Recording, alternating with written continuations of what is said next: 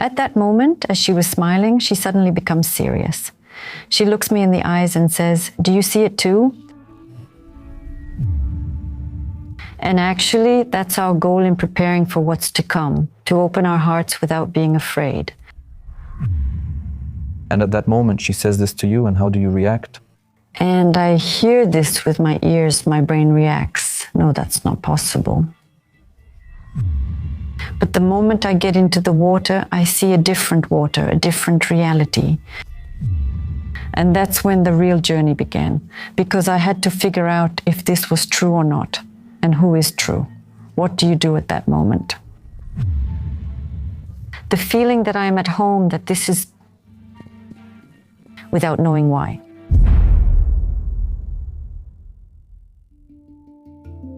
We are constantly traveling in our thoughts, in our dreams, in every choice we make.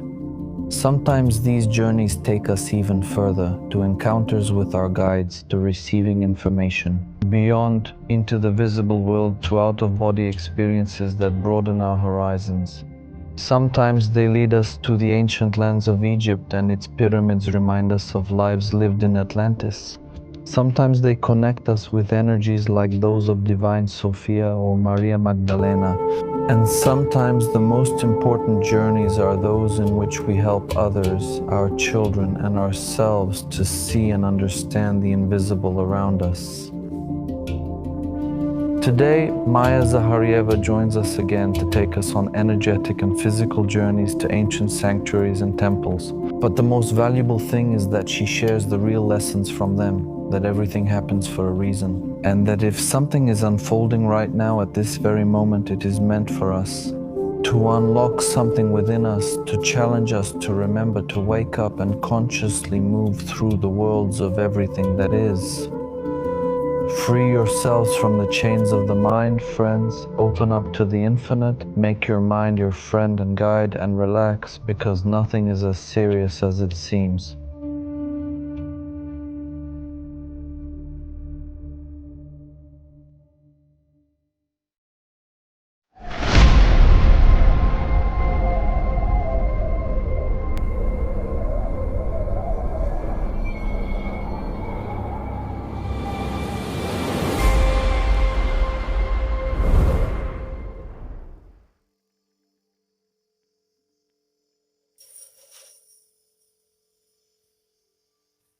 This sound is enchanting.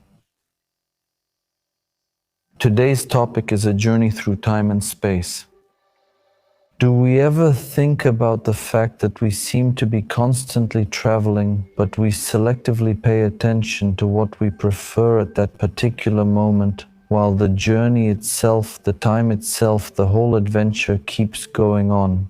And how aware are we in it, and to what extent do we learn our lessons and pass them on to others? I have no idea. Maybe today all of this will become clearer to us. Maybe today maybe everything will be clear. Welcome, Maya. Thank you for having me. Thank you very much for being with us again. And we found a topic made up of many different little pieces. In the end, we put it all together, and you yourself brought it up and said, "Here it is, this is my word, journey." Why? Because we're always traveling in our thoughts. We travel physically, we travel with our decisions, with our choices. We are constantly traveling. But the most important thing is to travel with purpose and direction, and to do it slowly and calmly. Because when we rush and travel, we miss what has been left for us along the way, and that is the most important thing. Actually, my journey began a long time ago, with a lot of wandering, which we have to go through in order to find the direction, and sometimes even the path. But in that wandering, I really learned something very interesting, that there is no path that isn't the right one. Every path we choose, the direction is important, but the path itself is different, and there is no wrong path. And that's very reassuring. And what I realized is that since there is no wrong path, whichever one we take, if we follow our intuition and our heart, it will be the right one for that moment. And this path is simply a different experience, a different journey. You have many stories, and which one, even if it's not in order, comes to your mind right now and fits with something that was strange in the beginning? Then you looked at it and understood it differently. You travel a lot. One of the very first stories, maybe, that really shook me and started the truest search. Because before that, a lot of strange things had happened to me, which my heart understood and explained to some extent, but with reason, with my mind. There, searching for logic in things that have no logic was very hard for me, but little by little, life guides you toward your direction. And such an experience, such a journey. It was at a seminar that I attended. It was about personal development, and I went there for myself. At first glance, always yes. As a time period, That's 15, more than 15 years ago, maybe exactly 15. I had so many questions, not just about myself and the things that happened to me, but also about my family. Because my daughter, for example, was an extremely strange child, different from a young age. Saying this back then, I didn't understand just how different she really was. But she didn't sleep well. She had constant dreams. She said that while she was sleeping, someone was watching her, which was very strange to me at the time. And I didn't understand it back then. yes, back then you didn't have any knowledge, or rather you were just starting to get into these worlds at that time. Exactly. I was just starting out then and had no knowledge at all. Except that I had heard some things. I remembered some things from when I was little, but nothing in that direction. And I didn't know how to react either, but the good thing is that I didn't. I tried to ask myself the questions and find the answers. And very often the answers came much later than I wanted. Because when we are faced with a problem or a challenge, I like to call them challenges. Yes, we want a quick solution, but sometimes we have to go through a certain path to get the answer. And with going through this path, that's what this journey is about. We understand many things, not only about ourselves, but we also change our way of thinking. Gradually, without even noticing, we are already different.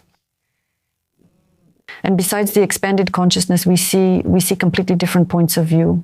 And in this case, I asked myself a lot of questions, but I didn't know whom to ask. So I just asked them in my head. At the beginning, yes, I was searching for myself. I looked for various books, but there weren't any. I searched back then, there was just starting to be information on the internet. It was the beginning and there wasn't much information.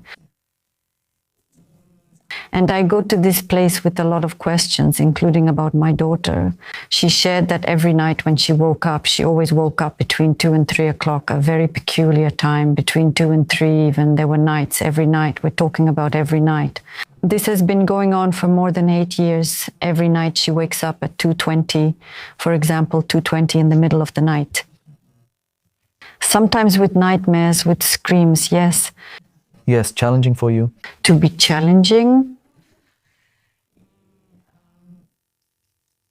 with nightmares, with sounds that you, as a young parent, this is my first child, you don't know what to do, and while you start to figure out how things work, you experiment, you try this, you try that. You open the window, let some air in, I sleep at that temperature, it works really well, and you wake up. And when I asked her, she would say it was very scary. Usually animals, agony, even biting unpleasant things, and if we dream about it, we won't like it. And I'm at this seminar with a friend where we're talking, and she asks me, has your daughter slept yet? She's trying. We haven't seen each other. She asks me if it's the same situation, and I say it's exactly the same. There's no sleep, and that's it. Sleep will have to wait for another time during this break. There are other people around, more women, and one of the women comes closer to me. We look into each other's eyes, and she says, I have something to tell you. My name is Edi Kaksi. And she says, I can help you.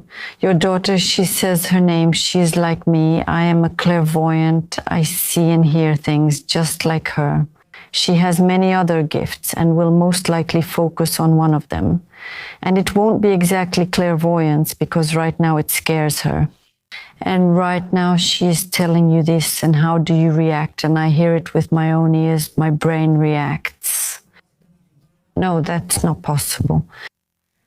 But my heart, since I had already started listening to both my heart and my brain, more or less, let's say, I tried to keep them equal.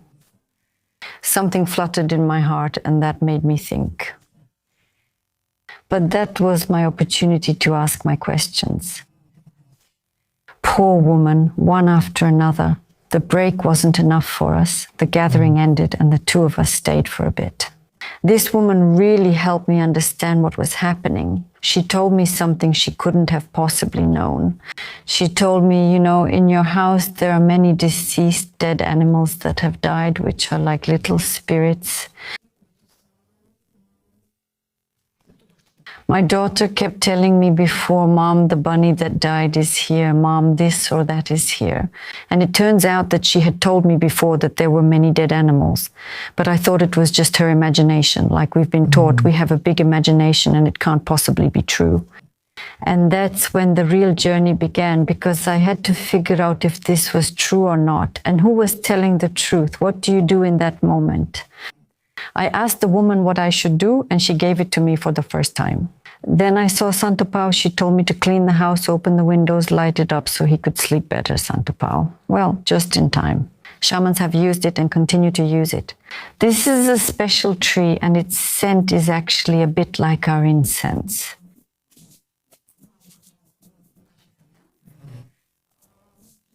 It drives away evil spirits, or those that aren't necessarily evil, but simply those that shouldn't be in your house, since in our homes there usually are some. There might be our relatives, but sometimes all kinds of spirits come just out of curiosity. They come and go. The thing is, with such a sensitive child, they can sense it. More of them come, and the child feels it a lot, and they can't sleep, and no one can sleep. They don't like the dark, because that's when they mostly come. When it gets dark, all the spirits and actually energy beings, as they say, come. When they see a little light like that tea, it's my daughter who can see and sense them. When they see that they can talk to her, they just come and gather, like in groups. I ask the woman, okay, I'll cleanse. What else should I do? She tells me she's very scared, which was true. She had a lot of fears and was very timid. She's very scared. She will do the following: go home, and when you enter her room, call her and say, look, there's a cloak in the room. And I say, what cloak? Because my mind at that moment was thinking of a physical cloak or cover. No, you can't see it with the naked eye. It's an energy cloak. Tell her, she will see it. Tell her to be. It's just that everyone has such a cloak to put it on, and me too. Things like this are happening to me for the first time. Tell me, what cloak? The brain denies it. She talks and I ask myself, what is this cloak? I started to ask myself even more questions. And I said, Mark, right? The first question that came to me was, Mark, but what if she doesn't see it? No, she saw it, the doubt, yes, to believe that this can't be happening to me, yes, what? What if she doesn't see it? No, she will definitely see it. In case she doesn't see it, say that it's on the bed and it's purple, for example, and it also has a hood. She described it to me and I was supposed to leave already, so we're leaving. And in my head, thousands of thoughts are buzzing, thousands of questions, and most of all, the question buzzing is, why do things like this happen to me? I just want a normal, peaceful life. But I sneak into the house and say, now I'll find out if it's true or not, because I'll just go and ask her. And then I realize, with the expectation, by the way, that she'll say, well, I don't see anyone on the metal and everything will be over just like that. Maybe that's what I wanted.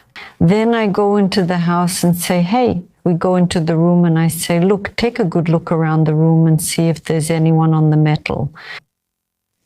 At that moment, as she was smiling, she becomes serious, looks me in the eyes and says, do you see it a lot too? And at that point, I really got goosebumps. And I say, yes, I didn't see it then, but I knew it was there. And I ask, where do you see it? In which place? She told me, on the bed or couch, there's a swing. That's her exact description. And then something, in my opinion, broke, the first thing, because it happened in moments and in layers. And I told myself, well, put it on. And she said, is it for me? I said yes, and when she put it on, she said, "Oh, I feel so good, I feel calmer, better." That was maybe one of the first nights when she slept peacefully, without waking up, although after that it happened again from time to time. But this woman actually helped us a lot, even later on, with many of the questions I had, since she had already been through this journey. And all these events led me to an even greater search, a search for what was before. There is another world there, invisible, which I don't understand at all, but it becomes very interesting to me. And somehow there isn't much choice with a child like that. Yes, that's how it started to become very interesting to me. And then I started to notice that every trip, which we really loved, every vacation, we tried to travel to different places. We never liked going to the same place, and usually when we traveled, we would go on a trip. We love caves, we love very interesting things, quite different from the ordinary tourist, in my opinion. Maybe. Can you describe one of your trips, how it happens now and over the years? What is different from the usual? Where do you focus your attention? We focus, of course, on the things that excite us. As a family of 4, we have different but also quite similar interests.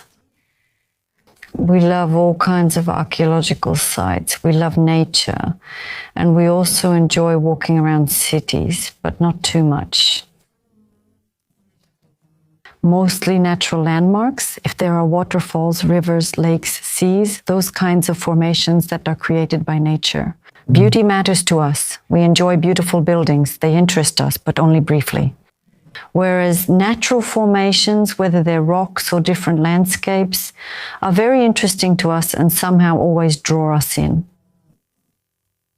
Big canyons, for example, when you're traveling between 2 big canyons, it's a completely different experience. Of course, in some cities, we're really interested in cathedrals and different kinds of them. He goes to the cities sometimes. There are many interesting places that to really know them, you need a good guide. Before that, you should do your homework and look at the different places to see what there is and what intuitively appeals to you. And when we travel, we don't stay in one place, meaning we move around all the time. Every evening, we're in a new place. So, for example, if we're traveling around a country, we don't stay in just 2 or 3 cities. We sleep in one city and travel to another city. Here we see one thing, and in the next city, something else, by the way. It's quite adventurous, as we almost never sleep in the cities themselves, always outside the city in some very interesting, strange places. The most interesting thing here is that in every place we visited physically, this is the physical journey, something strange, interesting has happened to us. This also includes the energetic journey, where in one place, which was in a country, for example, in Portugal, I told my daughter to do a meditation here, and suddenly we went to Egypt. Energetically, it's very easy, which makes you think there's no connection, but many of the physical places that are far from each other actually have an energetic connection. It turns out that's why it's very easy for us to move from one place to another, a bit like on energetic highways. Yes, that's when I understood it for the first time. Now, our recent journeys, which were extremely intense energetically, were actually more intense energetically than physically. In Nosta, when we were in Crete, we were in both the Chania part of the island and the other part. I mean, these are islands, it's quite long and it's really worth traveling around the whole thing. There, I had, let's say, something like a dream that I absolutely had to go to the Temple of Venus, which is quite far from where we were, but we went. And so You've already arrived on the island of Crete. I've arrived on the island and already... A few days have passed, then you have a dream. I have to go there.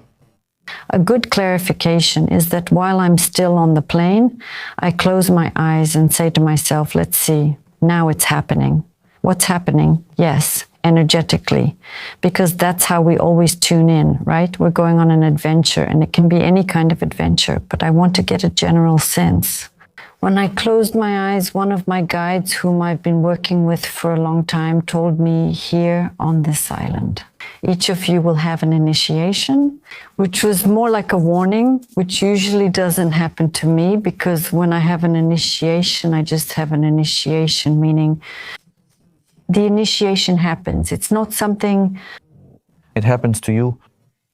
Exactly. It happens to everyone in a completely different way. And it's right. We imagine some kind of ritual, a ceremony, not just when you're in a certain place that you really like and you relax so much. I think this happens to all of us.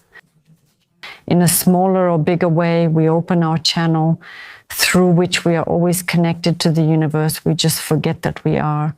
Then I open this channel even more and we receive this initiation, which I call initiation. This is a deep connection where a person, for example, in my case, I receive a certain type of information or feeling, usually with a lot of emotions.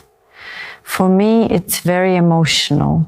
I suppose it's different for others, but this time I wondered why I was warned, yet I continued on.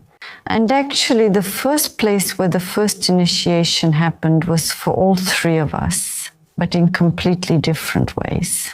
For us women, it's more connected to emotions. And for me, it happened at that temple of Venus when we went there. It's just that the feeling itself is overwhelming. It takes over you, yes. I take notes while I'm listening to you. That is, whatever stage we're at, we go in, we get the message, we tune in, and then even if it's something that doesn't make sense, far from where we plan to go, we catch the intention, the action, and we go to actually check what they've told us. Right? Or sometimes a little more time passes and it shows itself to you, and only then do you understand, sometimes a lot. Sometimes you get a message or are told something you don't fully understand, but you still receive it. And time passes and then something happens in a certain situation, and only then do you really understand what it was about. There are those possibilities too, but that's what I was told on the plane.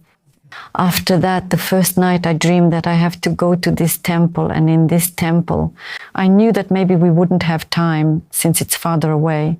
But things turned out in such a way that we went. Of course, yes, the synchronizations were perfect. And we all went there. As usual in such places, we either meditate together or separately. In this case, I intuitively knew that I had to separate and that we should be apart. And when I separated, it was just my legs. They walk to a certain place. Usually in such places, quite often everyone knows where to go. And I went to a specific spot that looked normal like all the others. But around, right, it is? The temple isn't there, it was destroyed, so actually what remains are the ruins of the temple itself. We shouldn't imagine that there's a building left there. Actually, what remains are traces of energy, but the temple is still there. And when you go there, it's a very strong feeling, especially a strong sense of feminine energy. And when I closed my eyes to meditate, everything happened very quickly. Then Isis appeared to me, then Divine Sophia appeared to me. I think that's how you say it in Bulgarian, actually. That's when Divine Sophia or Christ Sophia appeared. And then the three appeared, Mary Magdalene as well, and Mary Magdalene. The three of them surrounded me like that and just started radiating a super strong, but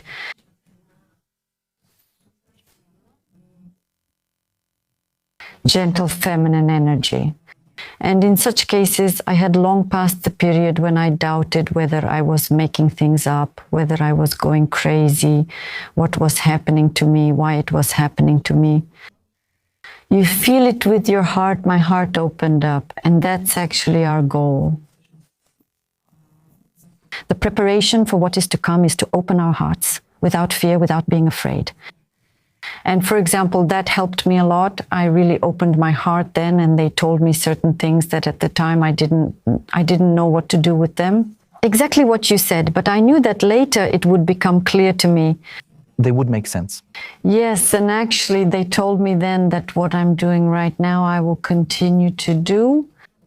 But I will work very well with feminine energy, and that is just the beginning. I will help. I mainly work with women, but there are also many men who come for help. Women need to reclaim their feminine energy.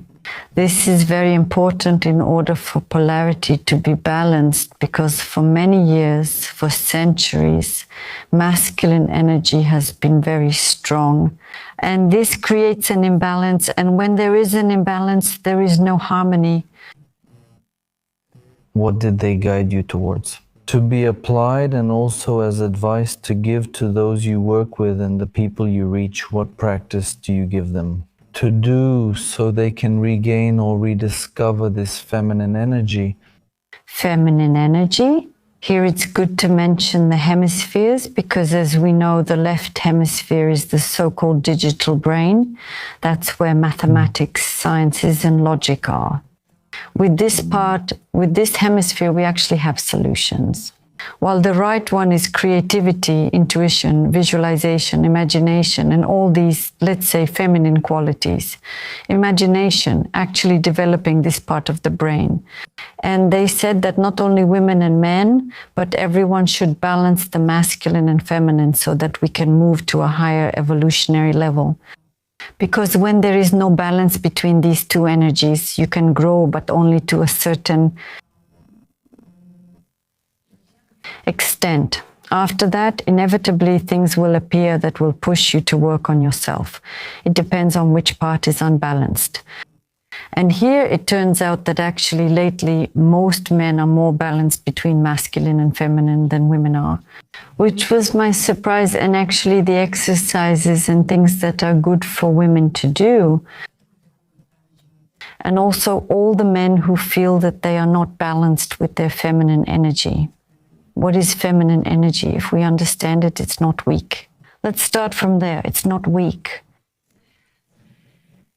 It's just gentle and it's soft and tender. She can still get the same job done as masculine energy, but with persistence, gentleness, and a certain softness. It's more fluid and more intuitive, yes, while the masculine energy will also get the same job done. But there, strength needs to be applied, there needs to be logic, and there has to be, I'll do it this way, I'm doing it. If it doesn't work, it will work. I'll fight, and it will happen. While, you know, the feminine is more intuitive and more fluid, which actually is, they're just different qualities. Yes? Yes. So another thing, it's very important to say that the feminine energy is receptive. Yes. While it is receptive and transmitting energy. Here, let's say, women usually find it difficult to accept help, but they should. This is the first exercise I would give to all women, that is to let go of control, to let go of control. Yes, to be precise, to speak exactly like that, to let go of control. To delegate more things, of course, they will have to go through their inner, let's say, mindset that they always do the job properly and better than anyone else and in the best possible way. And to see that there are other ways and that they are just as good. And here, this is really sometimes very difficult. Another thing about women is that in recent centuries, they have gotten used to being strong and even behaving like men. They are strong like men. Too tough, and this needs to be understood in a different way. You can still be tough, but in a gentle way. And here the exercises are simply about unlocking that part of the brain. And there's also something else very interesting here. The left side of the body is responsible for feminine energy and the right side for masculine energy, which is crossed over to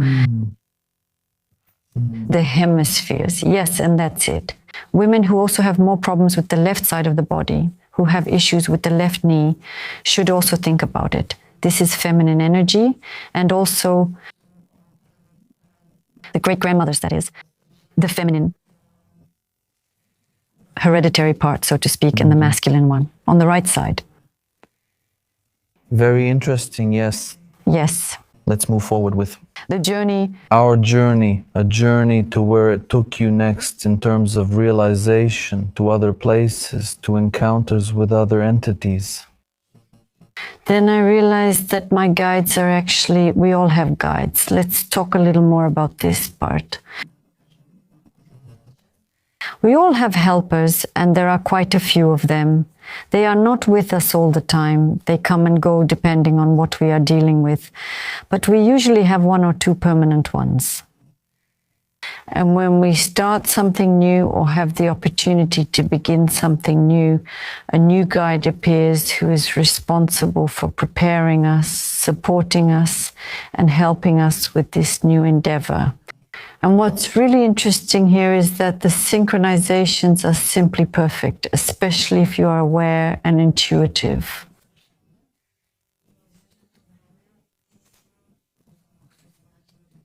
You are guided so easily to the left, to the right, forward, and they lead you to your next step. And actually, very often you don't even know what you should do or what will happen, but you know the next step, and that should be enough for you. And very often it's on that same island. A lot of other things happen too in places where we supposedly ended up by accident, but as we always say, there are no coincidences. We plan to visit a different, preferably empty beach each day, since we don't like returning to the same spot. Outside the city limits or anywhere that's farther away, harder to reach. And suddenly we just happen to end up on a beach where, of course, there's no one else. It's full of rocks, and there are these huge cliffs that immediately attracted me like a magnet. So we headed towards those cliffs and decided that we would stay there for a while, as long as we enjoyed it, and then continue on our next walk. If you want to support everything we do on our channels, you can do so through PayPal, Patreon, or by becoming a member of the channel. We bow and thank you for giving us the reason to keep creating consciously, to change, to grow, to improve, and to learn from each one of you. Subscribe. And when we went there, something very interesting happened. Usually when something like this is about to happen, some of the people who shouldn't be present either fall asleep or get busy with something else. So I decide that I'll lie down on the rock, which is splashed by the ocean, the sea from behind. And actually, when you lean against the rock, it's extremely pleasant. The sun is shining on you and the rock is behind you. Since a lot of water has splashed on it, it's not hard, it's soft. Actually. Yes, and as I lay down, I really love to connect with the elements. And as I lay down, I closed my eyes, and suddenly this happened to me for the second time. It was as if the rock pulled me like a magnet and I went underwater. Of course, I can feel my body. I can feel the sun on my body, but I'm not in my body. It's an energy journey, a physical journey, and immediately an energy journey again. When I was pulled, I remember the feeling was, I really loved the water. I feel right at home in it. But the moment I get into the water, I see a different kind of water, a different reality. What kind of reality? The water wasn't as dense. It was more transparent, glowing, soft, light, very pleasant, and it was glowing water. And when I turned around, I saw many different glowing ones. Maybe like how we imagine jellyfish, but glowing, but different, like in a movie. It's in Avatar, you can see it there, they glow when they're surrounded. If you remember, there's a beautiful scene.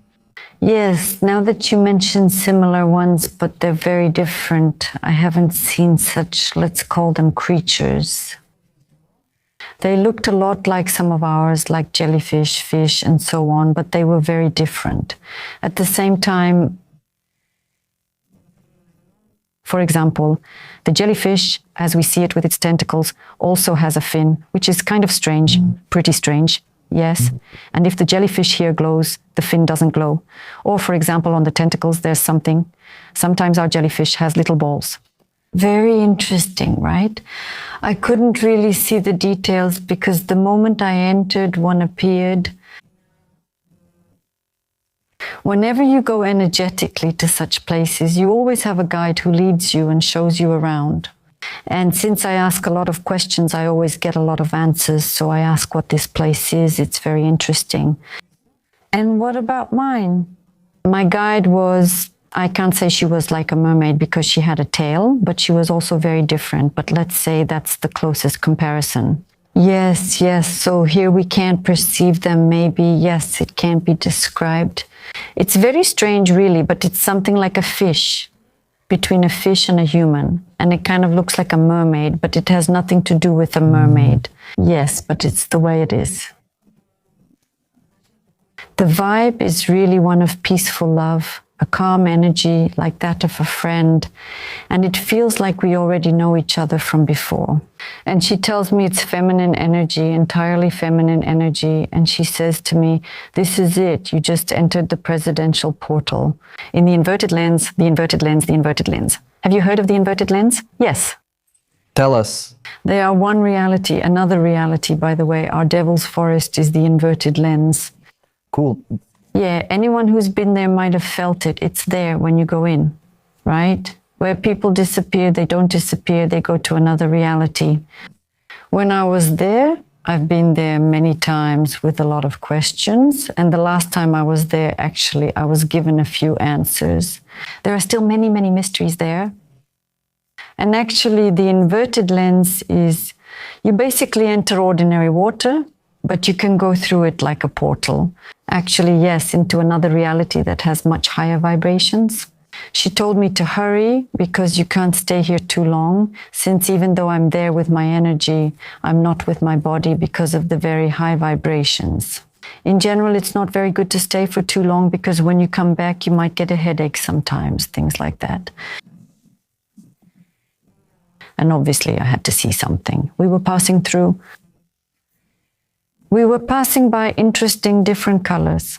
The water itself was shimmering with pastel colors in various shades, something that with your own eyes, even when you look at nature and our colors, there is no equivalent. And actually, she took me to a cave that had a bed made of crystal, yes, a crystal shaped into a bed. And she told me, you need to lie down here. And I asked, why should I just lie down like that? And she says, we don't have time. I'll explain while you're lying down. So I lay down and there was no getting up. Somehow I can't, which maybe people would be scared of, but we always have to remember that. And for the new kids and for all the people who start out with fear. We, as rational beings in both the physical and energetic reality at the same time, we are the bosses, meaning we decide since we are in physical bodies and when we go somewhere, energies. But actually, that's exactly it. We decide what will happen, meaning there's no need for us to be afraid of this fear. It took me a little time to understand that too. But I've always approached things more as an experimenter rather than with fear. And that's why it's easier, because when you approach things with fear, it's scary. You close yourself off in advance. Yes, but I also know that these guides, actually, who are around us, their task is still to protect us. And if something is not for us, they will not allow it. And I lie down on this bed, which the moment I lie down, it starts to glow. And as it starts to glow, I feel a difference both in my energy body and I can see myself there on the rock. Now I start to see myself from several angles.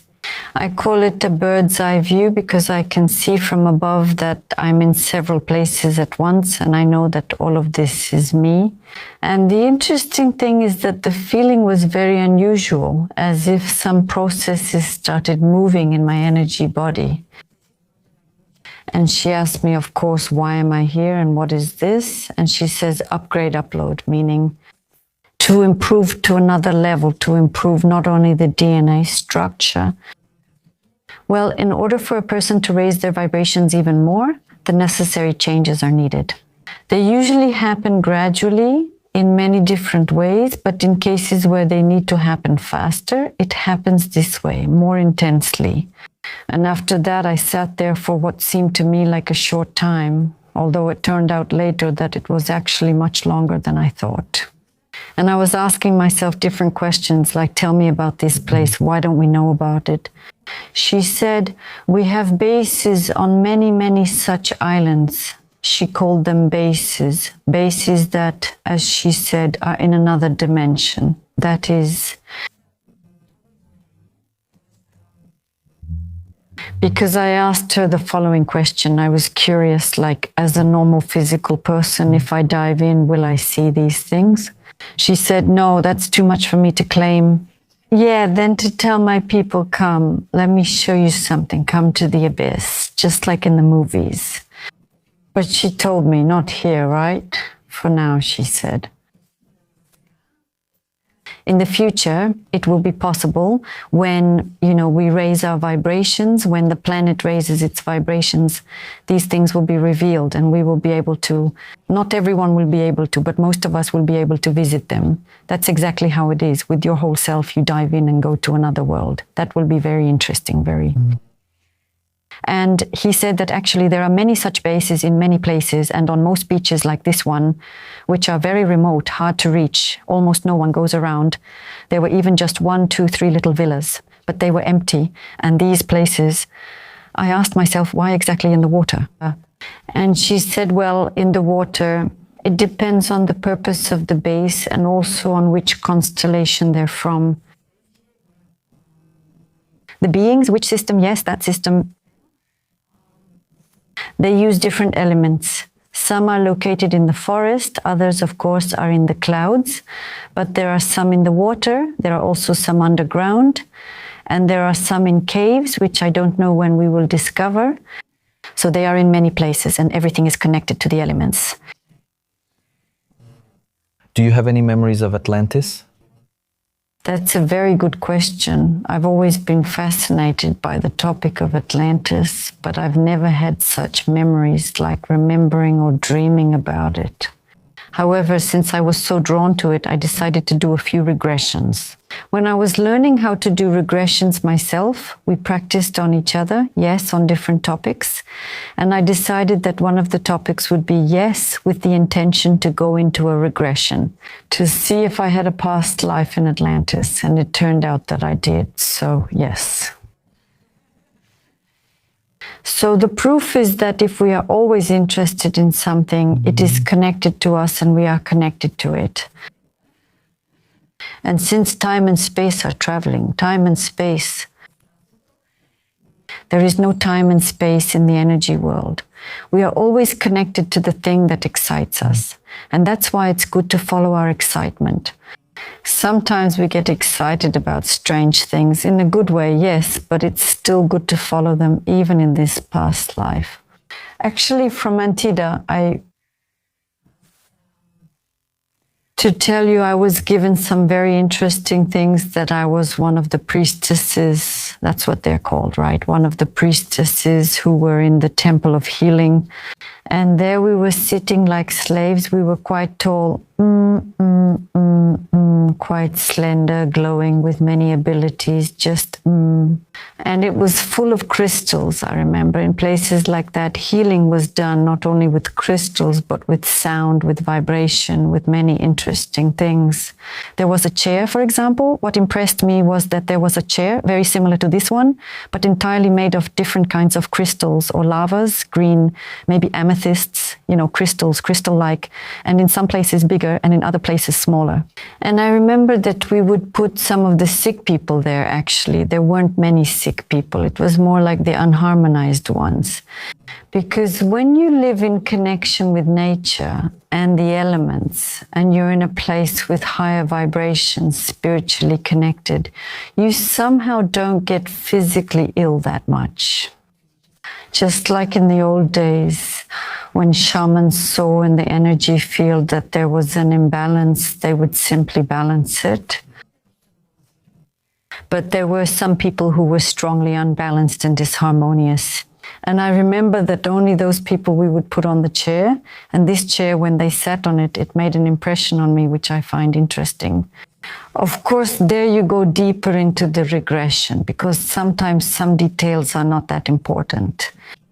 When they sat down, certain crystals would light up for certain people, which was very interesting. And they stood there like a few signal lights.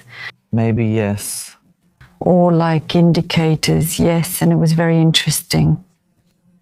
Like us, I think we don't know much about these kinds of treatments, which I think we're going back to with sound, with vibration.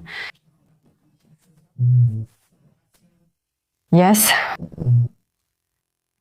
From Atlantis, we can't help but go through Egypt as well. Something is being sensed. Which I am very connected to this place, and you are too, and a large part of the people who are watching, because honestly, sometimes even I don't know why there are so many things there that are so strong. Connections and a very specific energy. Only when we put, have you ever thought about it? Only when we put the word and when we say it.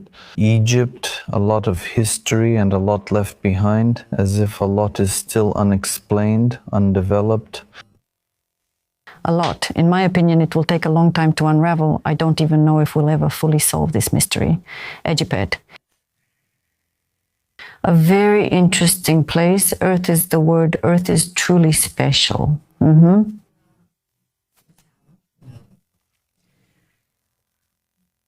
I've been interested in Egypt since I was very young, and I really wanted to go. I even had the opportunity to go when I was 17, but it didn't happen.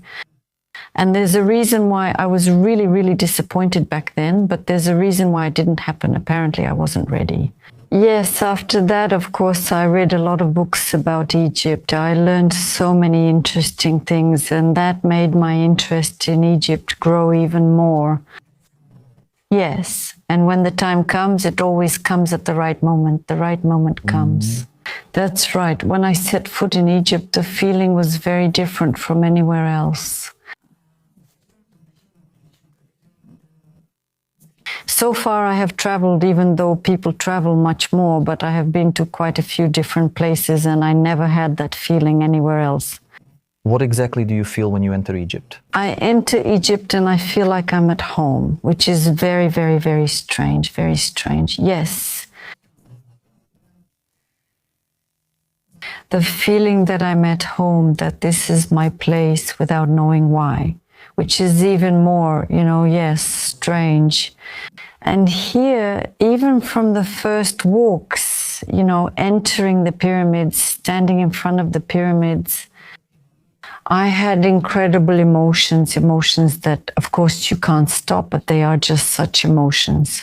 Nowhere else, I mean. So, in the same way, I was literally the pyramid. I teared up and was watching this thing.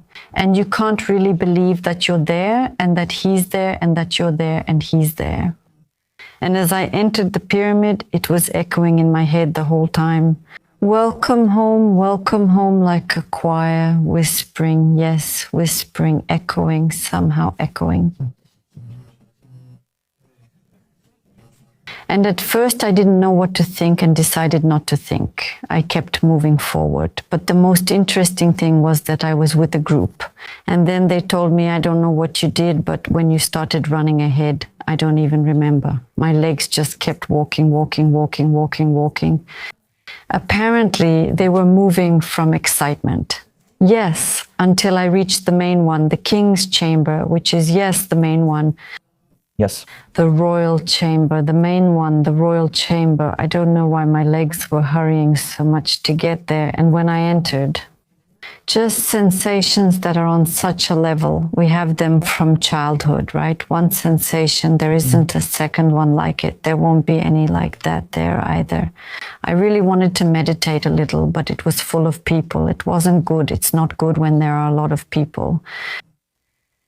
And as far as I know, it's already a practice that you have the option to go when there aren't many people, but accordingly, they'll want you to pay quite a bit so you can before they open and take advantage of this thing. Well, again, but you have the opportunity to go by yourself.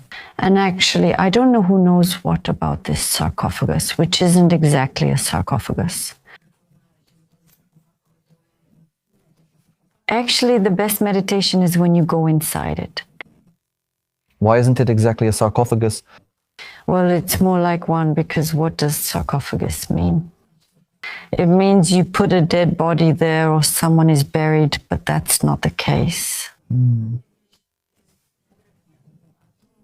If that were the case, I guess there would be a lid, but there isn't one. Actually, the next day when I was meditating in one of the temples, I think it showed that this sarcophagus, well, that's what we call it because it looks like one. Its purpose is completely different. It's just that since it's made of granite, it resonates a lot with a certain vibration. So when actually, even as we enter the pyramid through those narrow stairs and tight corridors, suddenly there's a, I don't know if you've noticed, even in photos or videos, there's a tall, very tall section, a very high part. After the narrow part, there's a very tall section. And then it's narrow again. And that's when you enter the chamber. Yes, when you go through, it's a bit like an initiation. You go through, right? For someone who's afraid of claustrophobia, it's definitely an initiation to overcome your fears. Going through that narrow passage, I think, after you pass it, the big hall feels like you can finally take a breath, but at the same time, you've already let go of everything in that tight space. It's warm, stuffy, and if there are people, it's quite challenging, yes. And when you're in the big space, actually, if you think about it, the walls there are also very unique. Everything is very smooth. If you make a sound, I tried it in some places. There were a lot of people there, unfortunately, when I was there. Next time I would try to make a really nice sound. In my opinion, the acoustics are meant to prepare you. That's what I think is the preparation for going inside. At least that's what I was shown when I meditated, that you are getting ready to go inside. But the most interesting story, one of the interesting stories in Egypt, is when I was at the Sphinx, and the night before, I dreamed that I absolutely had to do a meditation by the Sphinx without knowing anything more. And you were with a group that didn't go there for that, right? No? So how do you do something like that? It's both easy and not easy. I separate myself from the group. Usually because of the specific timing, everything has to happen quickly. So I skip taking pictures and go straight to the places. I sit down, find a quiet spot, usually on the sand off to the side, and close my eyes. Normally when I meditate, I don't get into meditation that quickly, but there I drifted off right away. I got into it very fast and everything was happening at full speed, very intensely somehow. It felt like I was entering a movie, and right at the Sphinx, I entered something like a little bubble, exactly as cognition explains. I've felt these little bubbles before, but I had never entered them or seen them in this way. And actually, there were so many of them. But a few came close to me, which were obviously important to me. That's how I explained it to myself, yes. And when one of the bubbles came closer, somehow I was entering it, or it was entering me. It was a very strange feeling. And immediately I was like, it's somewhere between a vision and actually being there. You know it's you, but you see that you're someone else.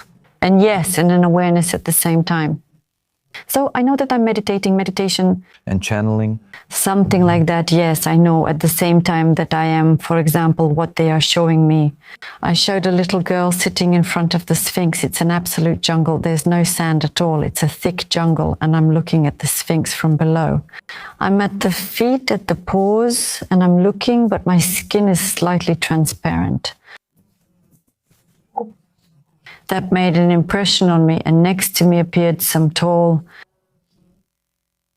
Okisinulu, blue-violet, glowing, let's say, beings who were with these. I think there are quite a few drawings of them already with those heads that are elongated and extended. And they told me, "We're glad you agreed to come and be a volunteer."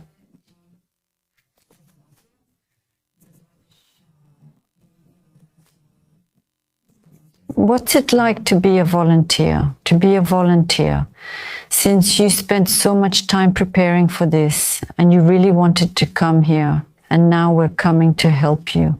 And I remember that I told them, it's really hard for me, and I was doing this a lot on my hand.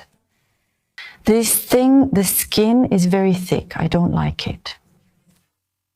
And they said, you'll get used to it, you'll get used to it.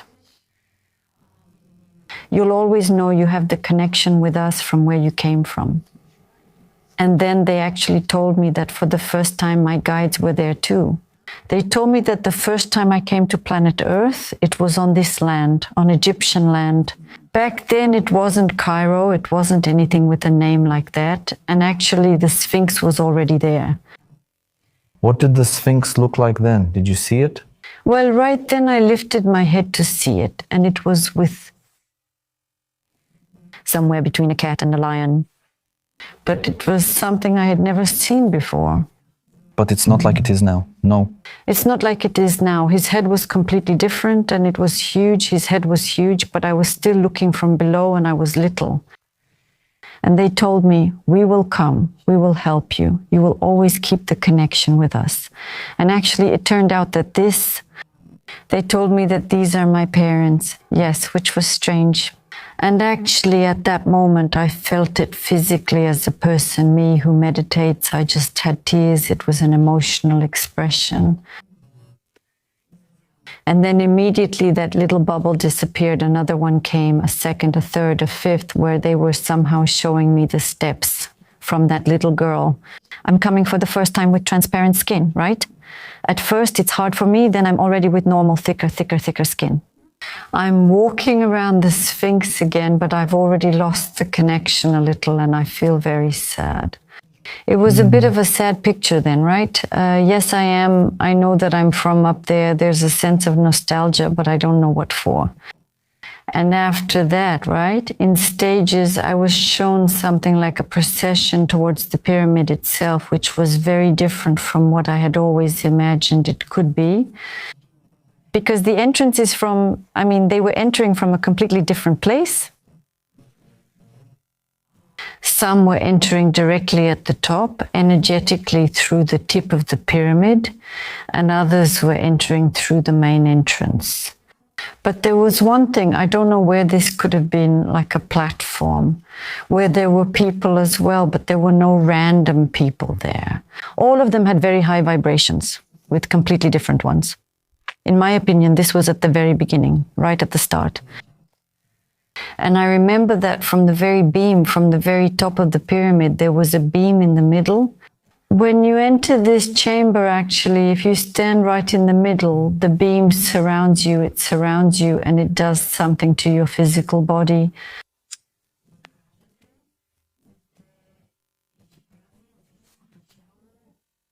I never really understood what exactly, but I asked them because people, well, such beings, they would go there in the middle and disappear like through a portal, actually like teleportation, something like that. But not everyone could do it. What they showed me was that not everyone could do it, only certain ones, and they would appear from there, disappear from there. That was in my vision for such a short time. For you, what did that show you about yourself afterwards that you could do about the things you saw? How did you continue after that experience in Egypt? First, even at the moment I came out of the pyramid, my feeling was different, but I sensed something about myself and about the world. We all, just to say here, we all have it. Around the solar plexus, actually, there is a chakra there. There we have something like a little fire, which when you, for example, play the role of a victim or are very sick, it's like a small flame. The more you do the things you love something, it burns brighter. Yes, and when I came out of the pyramid, I felt that little fire sometimes. Actually, I see it more, they say it's a little fire. Some people see it as a little fire. However, if you increase it, since the more we train our eye for these things, you can increase and decrease it. Just like a camera, for example, the new kids, they directly see the enlarged image and then actually have to make it smaller in order to see. They go into the details right away, and then, if you train them to see the whole, for us it's the opposite. We first see, the whole picture, and then if we want, anyone can. You just need to set your intention. And I actually see it as a little sphere, let's say, like this tiny a path. When we do the things we love, it grows. I want everyone to know this. We need to do the things we like and love. When I came out of the pyramid, I felt that it was bigger, and it seemed to be glowing. It seemed to be glowing. And somehow I felt very different, and my world was already different. I felt even more connected to the world. Because throughout this whole journey up to this moment I'm talking about, it's been a big journey with many stops, changing trains, changing vehicles, some comfortable, others uncomfortable. With each one, I feel more and more connected. However, after this one, after my presence, even just in Egypt, I felt extremely connected to everything on a different level, which I didn't know was possible. Of course, this changed Egypt a lot for me. And now, from your current point of view, which is here now in the studio, because I believe that the viewers and I myself were transported there and could see. And you yourself have quite a few images from your experience, or images very close to your experience right now, at this moment. What does traveling through time and space mean to you? What do time and space themselves mean to you? Time and space. I already know that it's relative and it's very individual for each person. So here I want people to think about how, when they spend time doing things they love with friends, time passes quickly or more slowly. And then when they do things they don't like and find annoying, or when they go to work unwillingly, and there they keep looking at the clock until it's time to leave. And it keeps ticking. Time has stopped, time has stopped. And this is our absolute proof that time and space are relative and very individual. But for me, from this point of view, the more we travel, the more we understand about ourselves and the world around us. And any kind of travel, we're not even talking about different countries. People will say we can't afford it. We can't travel from city to city, from here to there, but from home to work. Try traveling a different route. How often do we use the same path, the same bus, the same subway, depending on where you are, or the same street? If you just leave 5 minutes earlier and take a different street, it's a different journey. For me, that's what a journey is, doing the little and big things in a slightly different way. Travelers through space? Travelers through time and space. Well, I kind of want to, for this episode to be a reminder, and thank you so much for being a guest, especially for this topic. It's really yours. This topic came as a reminder for everyone. Really, yes, we just need to enjoy the journey itself and simplify things, because it seems like we constantly have the intention to complicate them, and actually the belief that something has to be more complicated in order to become possible the hardest way. And that's what we do with our trips as well. We make them very complicated. We plan, we want to have planned everything, to have controlled it all. We forget that it simply is what it is. It's a journey, it's a journey. And thank you for sharing so many interesting things, which I believe we still have many, many, many more. What would you like to share with us most of all, but let that remain from this episode? Let's remind ourselves that we are travelers, passengers through space and time and the universe. And we are. And we are. Maya, thank you very much. It was truly a pleasure for me. And I thank you from the bottom of my heart. Thank you. Hello, thank you very much for watching another episode of Reality Explorer. Subscribe if you want to watch more like this in the future, and leave a thumbs up. We won't be mad at you. Share it with your friends. Become a member of the channel, because the more the better. Thank you for walking together with us toward a true awakening, an awakening of each one of us from the illusion that surrounds us. And thank you to each one of you for your support, for your perseverance, for your patience, for your understanding, for your honesty, for the change. See you soon.